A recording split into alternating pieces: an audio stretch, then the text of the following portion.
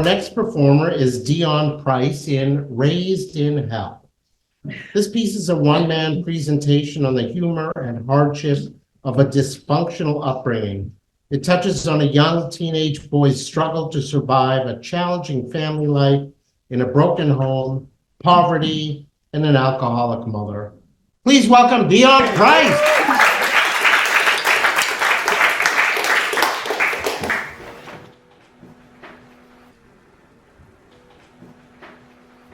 You have no control of the family you're born into.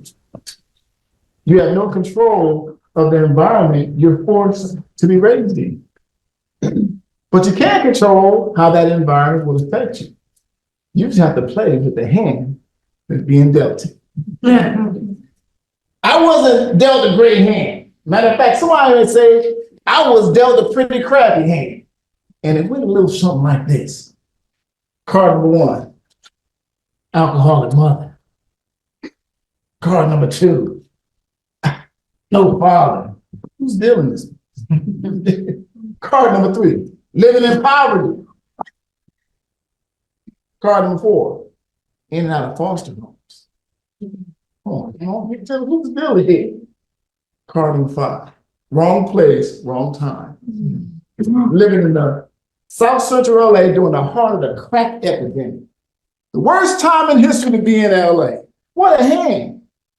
My mother migrated from the South to escape segregation and an abusive alcoholic husband, only to become somewhat of an abusive alcoholic herself. She migrated from the South, and alcohol was a challenge for her. It was a vehicle that caused instability and dysfunction. Came out to LA. My mother's drink of choice was a screwdriver. Anybody know what a screwdriver is? Vodka and what? Orange juice, right? So now vodka is clear and don't have much smell to it. So as a kid, I thought it was the orange juice that had her losing her damn mind. So I wouldn't see nothing but her drink this orange juice, and she would lose it and start cussing people out, throwing knives at people. I'm like, what is in this orange juice that got this woman acting so crazy? Right? This beautiful, nurturing woman would transform into this abusive and violent person in seconds. That orange juice, what is in this orange juice? So naturally, I had a phobia of orange juice. I'd be over my cousin's house and family said, yeah, you want some orange juice? I'm slapping out people's hands. My uncle said, I don't know what's wrong with this boy. Something ain't right. Well, they pour out one more carton on you, I'm gonna choke the hell out of you. So needless to say, I was damaged good, right? My mother was she had a very sharp tongue, being from the South. She couldn't say nothing to her. She hit you one of them Southern cliches, you couldn't say nothing to her. We get in trouble. I said, didn't I tell you to clean up this room? Well, I was gonna do it. Was going my ass. I was gonna be the damn president. Everything in her ass, by the way. I wanted to do it. Well, I wanted my ass. People in hell wanted ice water. Couldn't say nothing to it, right? I break something by accident. I said, well, I didn't mean to do it. Well, I didn't mean to have you accident, but you're here, ain't you? Well, it was an accident. So were you. She was that vicious. She would hit me with something. And I was a premature. I was born a little young, a little too soon. So I was always the smallest and underdeveloped kid. And she had that sharp tongue. She didn't care. She said, you were half-made, homemade, no ass, flat ass. Matter of fact, you ain't even got no ass. You just got a line in your butt. Go sit your ass, sit your line down somewhere. She was vicious. So you couldn't be sensitive in my household. But what she was doing, I don't know if it was intentional, but she was preparing me for school. Because by the time I got to grade school, the kids would start teasing me and start talking about me and teasing. I was like, really? This all y'all got this week? I got called worse at breakfast this morning. So she was vicious that way, right? Alcoholism also was coupled by incarceration, also nursed on the welfare system in an unhealthy health situation, could not provide stability for a young man. So naturally, there was poverty.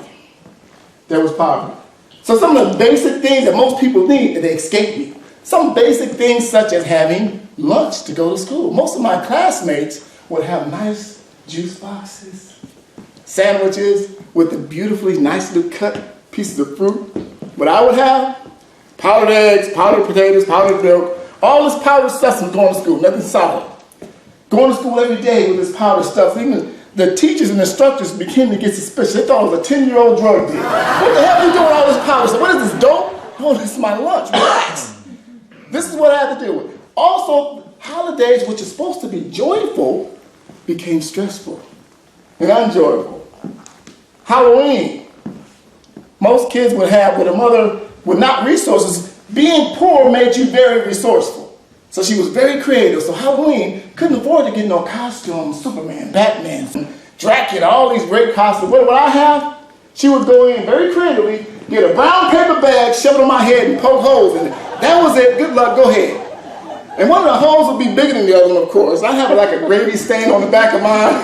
It was pretty pitiful. Go on out, do what you got to do on those things. The clothes was already raggedy. So and somebody would always ask me, Deon, who are you supposed to be? And I snapped back, I'm a pissed off kid with a welfare costume on. Leave me alone. Holidays, bad. So the alcoholism eventually led to domestic violence, as it would. Those doggone, that doggone special orange juice. So I remember the culminating event that happened that changed everything. I was out at 5 years old. My mother was the last of 9. And I remember very vividly, one of my older sisters dropped a bomb, told my mother she was pregnant at 16, and all hell broke loose. I could hear it escalating. The violence and the voices came up, and it escalated to my mother taking an RC cola bottle, breaking over the counter, and coming after my sister. Horrible scene. And in an attempt to block the blow, she did end up with cuts to her head, and her head. It was a horrible scene for a 6-year-old to see all this going on right in front of me. I literally had to change clothes because I couldn't wear Dorsey gear because I didn't want to be affiliated. Couldn't wear red. Couldn't wear blue. Couldn't wear black. There was a game. I just couldn't wear. I just started wearing plaid. Every time I went along, got me plaid, everything. I didn't want to wear plaid. There's no plaid gangs around here. I didn't want to even look. So then, a few moments later, I hear a commotion outside my window. A few more minutes, I hear emergency vehicles. I'm like, I don't know what's going on this time. I creep out and look out my bedroom window. Apparently, a young man had been shot up the street, and he made it down and collapsed right under my bedroom window. And as I'm looking out here, I saw the emergency personnel, people working on this young man. I could tell he was about late teens or early 20s, and I could see them covering him up, pronouncing him dead on the scene, right under my window. This is what I feared every day. That's a sight you will never get out of your head. From that moment, I never slept on that bed again, right by my window. You know what I did? I took the mattress on the bed, I tilted it up, and I leaned it up against the window on the front of the bed, paranoid that a stray bullet would come through my window. That's how I slept every night. Imagine getting a good night's sleep, living like that. And you know, they say something about being trauma-informed. My teacher would be like, you're sleeping in class. Deon, why are you not studying for the SAT test? Why are your grades slipping? Right? Why aren't you applying for this? Why are you studying for the final? I'm like, really? I'm trying to just get home without being shot and killed. That was all I was in survival mode. They had no idea what this young man was going through. So again, I'm thinking, gee, somehow, some way, you got to get the hell out of there. Like,